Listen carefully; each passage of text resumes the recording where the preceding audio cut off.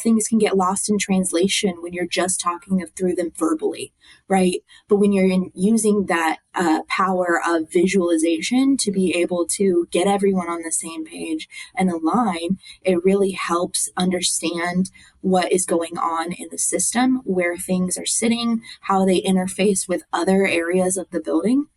And that gives you a much more people-focused design. That's really what it's all about, is inspiring each other. Like, look what you can do. Look at, you don't have to look at a 2D layout anymore. You can really see what almost looks like reality to help your customers envision their futures. Imagine the new.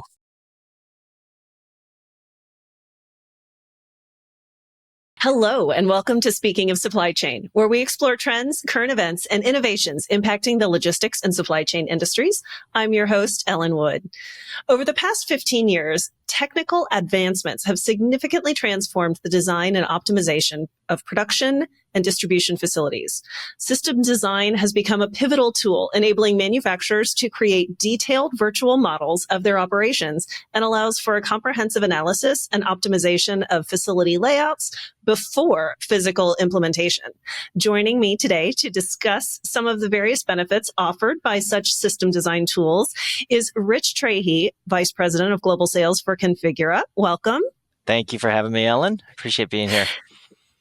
And one of my Miebach colleagues, Claire Konz, who is one of the users of this tool for our organization. Claire, welcome back to the podcast. Great to be here. Thanks, Ellen. So before we get started on today's discussion, let's get to know both of you a little bit better. Today's icebreaker question is, what current fact about your life would most impress your 5-year-old self? Yeah, my 5-year-old self. I think 5-year-old me would be like, what happened? Why aren't you in Major League Baseball? They would be impressed with the letdown of that I'm not starting for the Detroit Tigers, or maybe even retired by now. So that might be like that one first impression. And then when 5-year-old me got over that, they would be like, you've been to what countries? Brazil, Japan, Europe, like that whole world, right? Like, I never imagined all the travel that modern business takes you to. So I think 5-year-old me would say, wow, did not expect to travel the world and see so many different industries in the meantime. What about you, Claire? For me, 5-year-old Claire was very set on being an engineer and going to Purdue. So very glad we achieved those things. But I think the thing that 5-year-old me would be most impressed about is the fact that I have a golden retriever. I think my 5-year-old self also had, similarly low expectations for adult me. I mean, I never had really that dream that I wanted to achieve. I had a lot of things I wanted to do with my life. So it wasn't like a singular career goal that, if I missed it, if I'm not a professional athlete, that I would be disappointed. I think number one, my 5-year-old self would be super impressed that I have a minivan, because when I was a kid, those were the ultimate in cool, because you could fit all of your friends inside. So, adult me is less enthused about that, but, 5-year-old me would have been super impressed. And the other thing is, when I grew up, I had a single-story house, and now I have a house with 2 stories. And so stairs would have impressed 5-year-old me. Like that was big deal. That was, you've made it. You've got a big enough house. You need 2 stories. Yeah. And again, adult me, less enthused. It's like, I have to carry laundry up and down. Come on. Now that you mention it, we built a little bike track in our backyard, a little bike loop. 5-year-old me would be blown away with a couple of jumps that we built back there. So yes, that is a good perspective.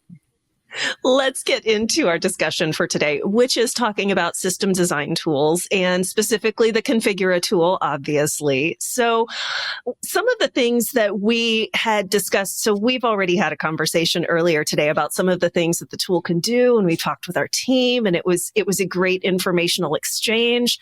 But for our listeners out there who are interested in what this tool's capabilities are, some of the things that we talked about very high level that the tool can, benefits that it can provide, risk reduction, cost efficiency, enhanced decision making, obviously, but also sustainability and just some benefits of 3D design. So let's start at the beginning, which is risk reduction. That's the buzzword on everybody's mind right now. Everyone wants to reduce the risk to their operations, because a few years ago, we all remembered it. We've beat it, to death since then, but risks happen, and there are frequently interruptions, disruptions to the supply chain and to logistics.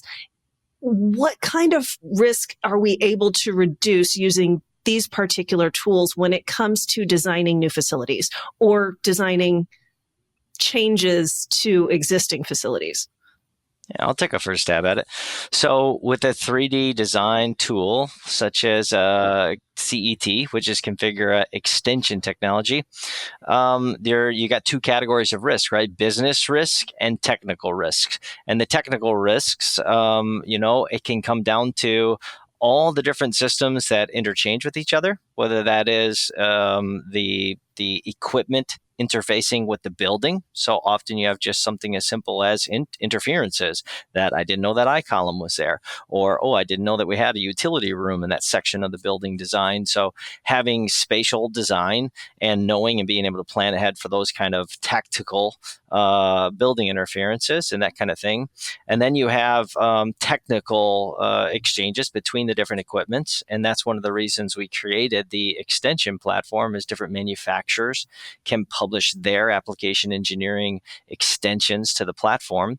And then users can use those different extensions together to make a system. So those kind of on the technical side, that's a big, huge reduction in errors that you can see the real world engineering in a very early stage of the concept. I'll come back to business and maybe let Claire talk a little bit about the technical risk management that comes with it. Yeah, I think for me, and when it comes to risk management, you also pull in some of those other things you talked about, where you're looking at people-centered design and seeing how can we put together this design in a way that makes sense, right? So not only are you eliminating actual physical risks, such as like I-column interference or making sure there's an egress path somewhere, but you're also looking at, this design doesn't quite make sense in this space, or we can make this longer, or we actually don't have as much space for this racking, this ASRS, something like that, as we thought we did. And so one of the things that has been a huge benefit for us using Configura CET as our 3D design tool has been the ability to sort of have this immersive experience and see, this fits here, this doesn't fit here, you run into a wall here, there's actually not quite enough space for a staging lane here. And being able to then put those different pieces together in a way that kind of comes and brings it to life. I'm going to expand on that a bit. So earlier we were talking about alternative designs. So one business risk, right, is that you come up with a design, and the design is right, but maybe it wasn't the right design. So like your technical risks are there's no technical risk, everything works, but it's not the best possible design. And that you could call a business risk, that like, hey, dang, we launched this whole building, but oops, we picked the wrong design. So a business risk is that you end up with the wrong design because you didn't consider all the alternatives. And maybe that was because of the time that it takes to really weigh all the alternatives, or you didn't have the framework set up with your customer to be able to explore all those. I know I've been in this situation where we were in crunch time, and we were, as an integrator, went through 7 different scenarios, and we picked the best one and put it forward. Weren't able to really show those different scenarios to the customer, really involve them, all the stakeholders, in the business decisions, and kind of uncover those things, collaborative design. So there's a real business risk there that's very hard to articulate or write down in a spreadsheet, but that's a risk that you picked the wrong design in the big picture. So a tool like this that helps you visualize and immerse yourself in the design and really see the big picture and see quickly between different alternatives, both the technology and the costs, help you make the right choice. I had a very recent client that actually we were talking about all the different ways they could expand the capacity of their building. And they were like, okay, well, can you show us? What does it look like if we add a mezzanine? What does it look like if we change this, that, or the other thing about this design? And we could actually show them. Well, and one thing you mentioned a minute ago, Rich, was that other suppliers, so the suppliers of these material handling solutions are able to, put their specs into the Configura CET. And so you can choose different potential solutions to put into the design. Is that eliminating some of this risk, because you can look between vendors to see which exact solution is going to fit a little bit better, or which exact, if there happens to be a preference on suppliers or vendors that you're working with, that you can switch those out very easily and understand how that design can alter even in those minuscule ways. Yeah, I think in the big ways, conceptually, you might have technologies that are the heart of the solution, and you can speed up your conceptual design with, let's say there's this centerpiece of technology that changes the rest of the solution, and then be able to set up an alternative with the centerpiece of technology that maybe is the engine of the solution. And what's great about with the extension technology is you're doing that with real manufacturers' application data. If you're an integrator, for example, or a consultant such as Miebach, so you can weigh knowing that this is real engineering application data, not just whiteboard sketching, but real technology. For sure, that's going to reduce a lot of risk and speed things up when you go downstream and start adding the fidelity to the design. And that certainly increases the design's flexibility, because when you go to a particular vendor and say, I'm interested in your solution, they, obviously will want to have some sort of demonstration or, proposal of what it would look like in your facility, but they have their data. They don't have their competitors', design data that they can put in there. And this allows you to really, we were doing a puzzle earlier, and you can switch out the pieces and you can see how things are going to fit together with a lot more flexibility, because you have all of those different pieces available inside the software, inside the tool. Yeah, what a great analogy, right? Because different people have different ideas. Like, hey, maybe this subsystem could be this, maybe this could be that. And everybody's kind of being able to freewheel. I've been in a lot of design reviews where that's a lot of fun, right? And people get engaged, and you get the positive energy of, well, what if we did this? And what if, and what if, and what if? That can make for a very positive design, and then very quickly step back and see the big picture. And with that alternative management, then weigh the different alternatives against each other, like you said, with real manufacturers' equipment technology inside the solution.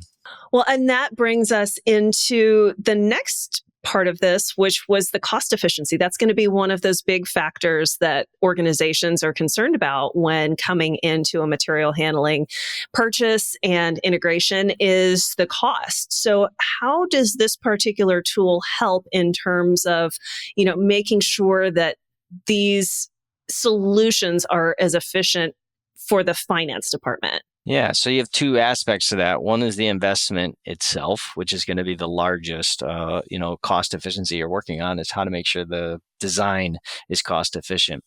And what this tool enables you to do is not only like a traditional CAD, see the design, but this CAD, or in this case, model, has all the cost elements associated to those elements. So if it's a manufacturer, if you are approved by that manufacturer to have the cost information, manufacturers control that. They'll share that in the model, and then you can get live feedback on the cost of that design. And that, when we were talking earlier about comparing alternatives, not only are you comparing, okay, how many operators does this take? How much room does this take? How efficient will the flow be? But you can live see the cost impact of those designs as well. And the way we've done that in the past, that's really nice, is to set up functional areas and even see and structure your bill of material categorically to say this functional area has this much investment, this functional area has this much investment. And then you literally can move your investment around within a design and say, like, okay, if we're doing a design to cost scenario where I'm trying to hit this X number of millions of dollars. Let's move that money around and see where we can be most efficient and achieve the business goals with that money. So for sure, there's a cost effectiveness as well as a cost efficiency. And then naturally on the efficiency of the design itself, you have downstream gains using CET that if you get your concept right with the original equipment, the ramifications are that it's going to be much more efficient. And many of our major integrators will save 30 to 40% in their engineering phases of the project when they're using our software. That's pretty significant. I was just going to, as someone who uses the software, it is incredibly efficient to be able to look at the different alternatives and be able to incorporate costing into them. So we were talking earlier about changing out the heart of the system that you have, right? So if you want to look at a pick mod versus some kind of tote shuttle, you can trade those out and have the different alternatives and have the costs ready for those. We have a lot of clients that request options for different budgets. So they'll say, okay, what's the option if we have this amount of budget versus this amount? And what does that look like? What can we get out of those different budgets? And where does it make sense to spend our money and to have that higher capital investment at first? And then, Rich, you mentioned about the operational investment as well. With 3D design, it's a lot easier to visualize where your people are going and what types of jobs they'll be doing while they're there. So you can visualize where they fit into the system and kind of approximate how many people you'll need to do those different jobs. What about the way that the systems work together once they're installed? I know we've talked about this in a couple other podcasts where we're talking about, having the right data and having the systems talking to each other and making sure you've got everything mapped and integrated perfectly. And a lot of the times during those integrations with these very technical installations, the biggest cost overrun is in change orders and in delays or things that you didn't anticipate just from the design. Does this help with any of that risk? Yeah, I think that because of the detail we can get out of doing a 3D design like this, you're definitely managing the change orders that would be needed for the design of the project, right? So some of those more technical things like conveyor interconnections may be a little bit trickier to see just from a model. But when you're talking about the overall concept and where things go and how many racks do you actually need, how many uprights, how many beams, how many different shelving units, all of these different factors that come in like a component type sale, you can get that right much closer by being able to visualize it very clearly and understanding all of the things that go into designing the levels of the racking or the full area of the pick module or something like that. Yeah, you can really tie together the two conversations. Change management not only is a cost management issue, but it's really a risk management issue. Anytime you have a change in a project, for sure, there's going to be some incremental cost, but the big risk is that go live lit date. Nobody wants to move that. So you have these changes. So you kind of squeeze them in, keep your schedule the same, and there's a big risk there. I would make the venture, most big changes in material handling projects are the material to be handled, right? You're in the middle of a big project. Your customer just happened to close the acquisition of another division. And guess what? We need to now incorporate all those SKUs into the design.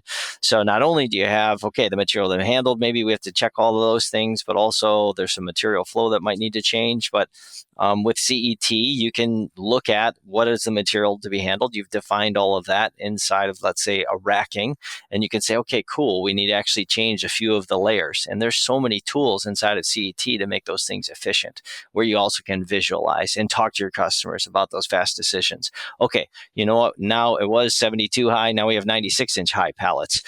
So let's change a couple of things in the rack design, quick check the designs visually, make sure everyone's on the same page. There's just a lot of tools to see change when you're moving fast and do that review process, to not only keep the cost in check, but more importantly, manage that risk. Because that's the big fear, is that you're making changes quickly, and the temptation to skip over check steps is there. And the visualization tool helps you communicate with all your stakeholders. Hey, is this the change we're talking about? Okay, let's be clear on scope. I love that you talked about seeing change quickly, because that is one of the biggest benefits that we have when we're talking to our clients and to our customers, where we're showing them these 3D designs, is they want to be able to understand, what does this actually look like? What does it actually do? And a good example of this is actually racking and those elevations that you have.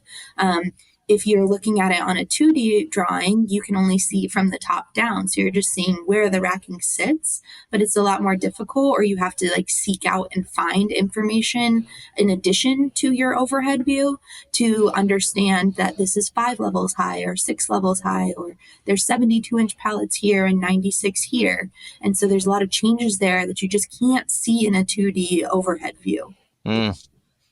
I read a book once on, I think it was all about like how to make really compelling graphs and turn your data into visuals.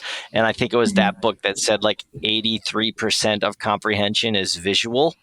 So even if you try to communicate something, right, in like a bill of material, whatever, you have to visualize it to really comprehend what's happening. And so much of that, is, okay, it's on the surface, it's visual, but it's our comprehension. And that's how like we're having clear communication and expectation management, is when I can visualize what you're talking about. Not just the equipment, but often also the tool set of being like, here's what your operator is going to do. Here's the process. And we make visual fly-throughs to show you like the life of an order. What a powerful tool that is, to be able to say like, here's your orders coming in the building or your inventory, and here's the life of that order as it walks through. Super powerful tool set to be able to really walk a customer through understanding how they're going to run their operation. Well, and that is an excellent point when it comes to our next aspect, which is the enhanced decision making. So a lot of people don't have that ability to imagine in their minds when they hear, you're going to have this structure, it's 5 units high or whatever, and 10 units long. They can't perceive that in their space. It's a difficult thing to do, to think in that way. And so this helps that decision making for those who need a little bit more with that design, with that fly through. So what else can it do to help with that decision for those stakeholders? Yeah, I think we were talking about people-centric design earlier, right, Claire? So why don't you take that away with what you were getting at there? I think that the example you brought up, Ellen, of just kind of getting everyone on the same page, and what Rich talked about of just understanding and comprehending the same design. I think we've all seen that picture of the tire swing, where there's different iterations of the tire swing based on how it was described to sales versus the engineering team versus what the customer actually wanted. And I think that's a great example of how things can get lost in translation when you're just talking through them verbally, right? But when you're using that power of visualization to be able to get everyone on the same page and align, it really helps understand what is going on in the system, where things are sitting, how they interface with other areas of the building. And that gives you a much more people-focused design. Yeah, and you can take all the different user personas for a system, right? You have, I'll give 3 examples. The first one is the operators that are on the equipment, right? You can go immerse yourself. You can do it with 3D goggles. You can do it when you're in your design reviews, but really just experiencing like, okay, this is what this person's work environment's going to be, and this is what their operation's going to be. And then, of course, egress is a very big deal, to know like, okay, how are they going to move around within the plant, or how are they going to go on break? How are they going to get out of there if there's a fire drill or a real fire? So the operator and just their work environment. But then when you're further down, typically you don't do this early in the design stages, but later in the design stages, you want to know, what does it take to maintain that equipment? Can I access that motor? Maybe I need to do a slightly different motor mount. Or can I, do the maintenance on that shuttle system? How am I going to get to that? And those are the things that really matter when it comes down to, whether it's Black Friday or Christmas weekend and it's crunch time. Everybody knows that's when uptime matters, because you are cranking that system as hard as you can to get as much throughput as you can. And that's when stuff goes down, and it's most critical to get in there and access it well and fix it. So So those are the reasons why design teams and bring in multi-stakeholders to do those kind of assessments. And it's so much easier in a 3D environment. So making that decision of like, okay, what kind of conveyor should go here? What kind of automation could go here? How much clearance do we need? There's a cost trade-off. We're going to need more building space, or what can we do? So all of those things, those decision points are enhanced. And the third person or user persona I'll throw out there for operating a warehouse is the supervisors. The supervisors become the lifeblood. I've been on lots of tours of warehouses. I'm sure you both have. And, a great tour is done by a supervisor who runs that operation. And I've been on some where like you kind of can't really tell what's going on. And I've been on others where they bring you first to like the control tower, control room. And I love a design when you can design that control tower, control room where you can see the whole operation. Maybe they have their video screens and everything too, but it's set up where you can see the heartbeat of the operation. Typically, like your pick stations are set, your control tower, supervisor tower is there. Maybe there's multiple, but that's a real big deal so that they can make live decisions, see reality, see their videos, see their monitors. But I think that's a real critical piece to any real well-designed warehouse is you've thought through like, where are my line supervisors going to be able to sit and be able to access their people and work with them as a team to clear any kind of issues that come up during the day of an operation. Well, and that is a great lead into this next point, which is another decision that businesses are facing more and more often is sustainability practices and where they can improve their own sustainability. We've talked about it in a few other episodes where we talk about, upstream and downstream and where that sustainability is going to fall in terms of responsibility. But what can this particular software do that is enabling companies to make more sustainable choices? Yeah, so that really depends on the manufacturer. Some manufacturers, and we're in multiple different industries with our tools, but our engine is not only a visual design engine, it's a calculation engine. So any calculation you can do, you can do within our software. And some of our manufacturers will do electrical calculations, load calculations within the software. So you can set up your system where you can calculate electrical loads. So you could calculate the amperage draw of equipment, the way that it's configured, and then you could take that into consideration as a design. I'll be honest, like our essentials, which is generic equipment, we don't have that yet integrated. Could be something we look at in the future, but that's certainly something that can be done, and manufacturers can incorporate that data into their metadata for their models so that can be a decision point on how to optimize amperage draw. I know it's kind of something that's very difficult to do early stages, so it's a problem I'm not sure the industry solved, but we're ready for the challenge if there's some manufacturers who are looking to do that. I think from an overall design perspective, when you are looking at testing, how does a newer, more sustainable solution fit into our building or our design, right? How can we see what it's going to look like before we actually have it? Maybe it's something that's a little bit more innovative or a newer way to apply a solution or a new iteration of how something is built. One thing that comes to mind is that there's a Miebach client that actually has a wooden ASRS. And so being able to see, okay, what does that look like if it's not a conventional material or we're using this new approach to it, and having the power to be able to say, this is what the design is, this is what it looks like, and be able to get into those nitty-gritty details for something that may be a novel concept. I think I got to follow up with you later on that. That sounds very interesting. Yeah. A wooden ASRS. That sounds really intriguing. Yeah. It's very cool. We've heard a lot of these benefits. Claire, what would you consider the main benefit to be using this particular tool? You've talked about many clients that you've served with it and used this as part of your design. So what is the main benefit that you feel, and what are you hearing from your clients? Mm-hmm. So we touched on this a little bit earlier, but one of the biggest questions we get when we're in this concepting phase is, how does this affect me? right? So from our upper level, the people who are going to be signing the checks, they're saying, okay, how much does it cost, right? Which this tool can help answer that question. And when we're talking to operators and people who are an integral part of the stakeholders for these designs, they want to understand, what does this work environment look like? How is it going to work? How am I going to get from here to here? And what does that mean for my job, right? And so I think the biggest thing this does is using that power of visual communication to be able to answer those questions more intuitively and quickly, because we can walk through the life cycle of a product. We can walk through a workstation and how it's laid out, how it's designed, and we can sort of track all of these materials through the building to understand how it all comes together. Rich, what's your feedback been from clients or other agencies like Miebach who utilize this particular tool to help their clients? Yeah, I think there's like the excitement factor, and then there's the business ROI factor. So I'll talk about the excitement factor first.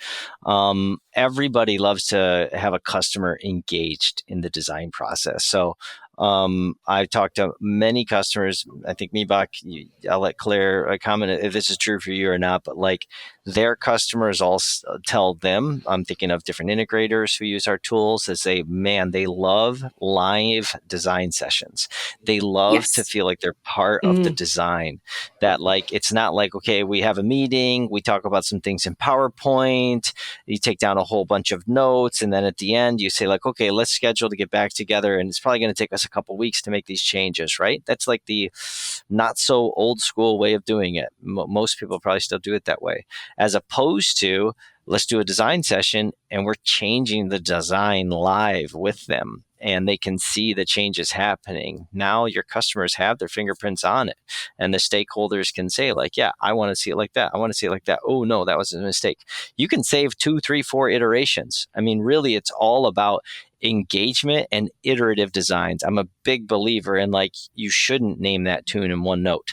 You should iterate, right? To really get a good design. I loved taking an art class when I was much younger, and learning that the masters, like their backgrounds, they would paint over them like 3, 4, 5 times to get them right. And like they've done this with like X-ray analysis, like, whoa, there's 4 paintings there. They didn't get it right the first time, even the masters, right? So I think iteration in design should be something we embrace and we speed up, right? And we get the stakeholders there to see it and speed it up. So I think that's like the exciting part, why people get super excited about CET. That's that part that's flashy. And then the ROI part is the accuracy of exchanging, like, okay, my concept is engineered. So it's the real solution, which means when I go and say like, okay, cool, we're going to go forward with this project, and you then move into your engineering stage, it's accurate. You don't have to re-engineer things, right? It's the real solution. So that's your big ROI benefit. And then there's all kinds of benefits of eliminating errors. Our software connects with ERP. It's got the full bill of material, and that bill of material is often integrated right to order systems. So you really streamline the entire process by making that powerful early stage concept with the real design, and then it flows right into ERP systems, eliminating errors all the way throughout. So that's really on the manufacturer side. That streamlines for everybody. That basically what you're talking about is aligning your stakeholder expectations to what you deliver. All right. Well, let's talk a little bit about the future of our industry, and that is the workforce and the labor issue that logistics companies are facing all across the country, all around the world. And that is there's a labor shortage, and we're struggling to fill positions. So how is this helping to make these facilities, these warehouses, a more attractive environment to work in? I mean, obviously the people doing the designing find it attractive, but what is it doing for those ground floor operators? Yeah, I think I'll let Claire talk to how much your customers talk about this issue of turnover. But I think we were talking this morning about a stat from the Bureau of Labor and Statistics. It was like and we weren't sure if it was high enough, but they said 49% turnover. So even if you thought about it in a normal business, right? Like I think, a normal business might be 7, 8, 9, 10%. Warehouses have at least 49% turnover. I've talked to people in warehouses where they have like 200% turnover. I've been to warehouses where they were interviewing 100 people that day for warehouse positions, right? There's a warehouse with like 1,000 people, but it's like that indicated to me like they must have a big turnover here. So it's a big topic. And one of the things we advocate for is like, can we all get together and just agree as the warehouse design community, we need to do better. We owe it to those people to make these warehouses more enjoyable to work in. When we're doing cost optimization, let's consider the warehouse staff and the team that's there is like, they got to work here every day. Let's make this place beautiful. What's wrong with that? Why can't we use that language? Let's put beauty into these warehouse designs. They don't have to be all cold and gray and dungeony. Let's put some nice lighting in. Let's consider that like somebody's going to work here for 8, maybe even 10 hours a day. So let's make it a beautiful space. And I think a software like this can make that happen.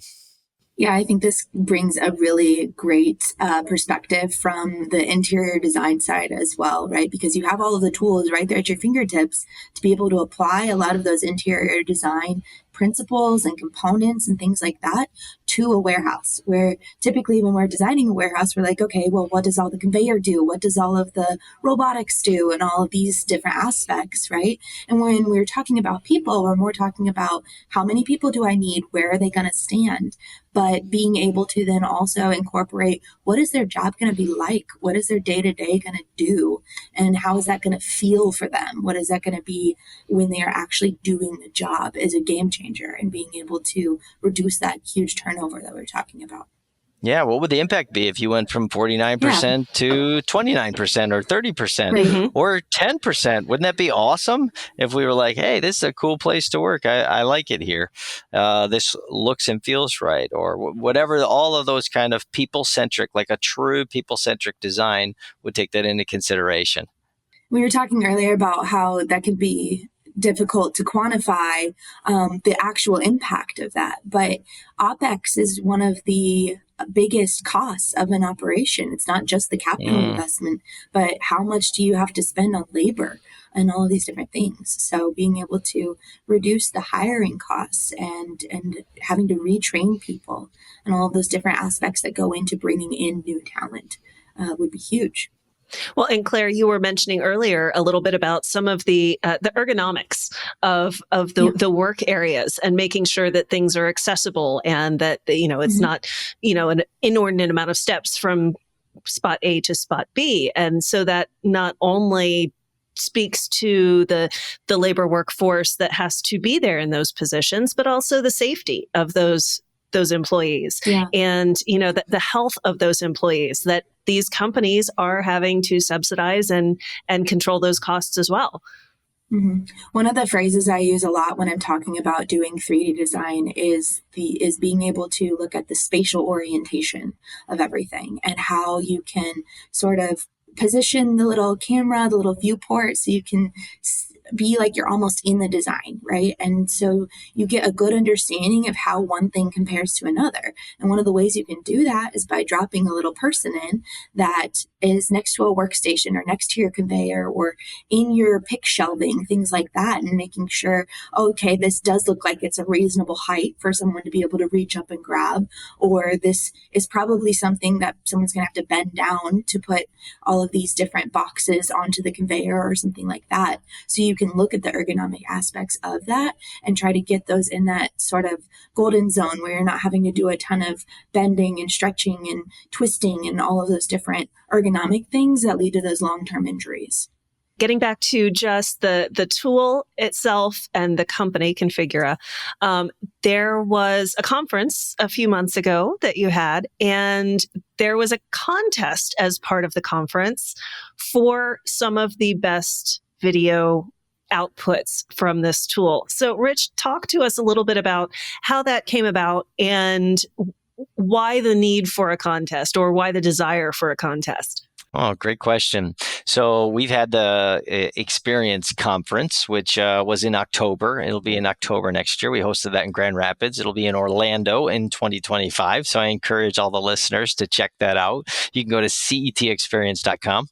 But the contest, I think, is about celebrating our users, right? That conference is all about the entire community getting together. And we have many different people that are part of the community, but the heart of it is the users. And our users create such beautiful designs. So it's a user submission contest, and then users vote on each other. It's like, hey, that looks cool. So it's really about inspiring each other. I mean, that's why most conferences exist, to kind of learn from each other and be inspired by each other and encouraged on like, wow, I didn't even know that was possible. How can you do that, right? You want to just open people's minds. So I think the contest is a great way to do that and celebrate the good work that's being done out there. We've had it for quite a while on the commercial interior side of things, and there's some amazing renderings of interior design.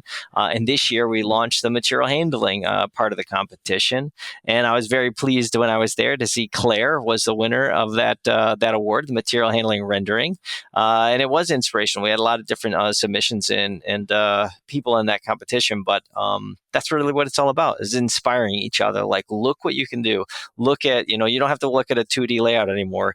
You can really see what almost looks like reality to help your customers envision their futures. Imagine the new, is what we say at Configura. So Claire, tell us a little bit about your submission. Yeah, so my submission was of automated pack line, I believe, and kind of the warehousing that was behind it.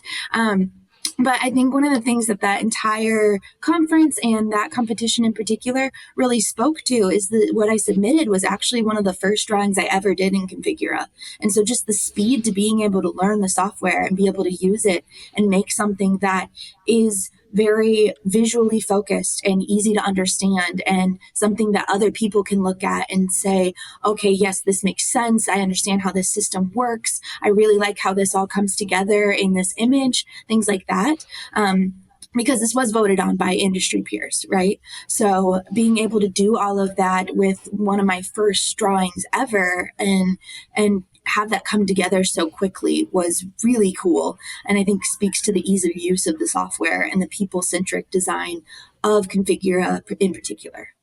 So now that you've had a little more practice with it, is next year's contest a shoo-in, or do you feel like there's going to be some good competition out there? I'm hoping we can take some good competition just from Miebach. That's great. Well, Rich, it sounds like you are going to have a lot of submissions to review next year. And hopefully our listeners out there are intrigued enough to add to that number. Awesome. I'm looking forward to it. I love seeing all the different winners or not. Every single one of them was pretty impressive. Yeah. Wonderful. Because you can go back through and be like, wait, how did you do that? I've never seen that before. And I actually did that with one of the other people that submitted too. So yeah, that's a great way to utilize the contest, is to highlight some of the things and the capabilities that the tool enables, but also, that mind to mind and meeting of minds with the other users to help. Oh, how'd you do that? Oh, I love this. I want to use that in my next one. And, really building that community of users that help each other get better as the tool evolves and as your user maturity evolves. Yeah, we actually had a really big uptick this year in our material handling track. So all of the speaking engagements that we had, guest speakers, and I think we struck the balance, right? You're always nervous about asking people to come and talk about their subject matter expertise. Like, okay, nobody wants to share any of their trade secrets, but I think we were able to achieve that, where people were able to really be candid, share their best practice while also keeping the proprietary information proprietary. And it was super encouraging to see so many people sharing with each other. I learned in every single session that I went to. We had a good 7, 8, 9, I think maybe 10 specific material handling tracks. It was really solid. Awesome. Well, that brings us to the end of this episode. A very special thank you to Claire and Rich for all of your insights today. If any of our listeners out there have a suggestion for a topic or would like to be a guest on the show, we'd love to hear from you. You can contact me at podcast@miebach.com at any time. As always, thank you for listening to Speaking of Supply Chain. If you've enjoyed the show, please rate and review us on whatever podcast platform you prefer. We're on Apple Podcasts, Amazon Music, and Spotify. And be sure to tune in next time.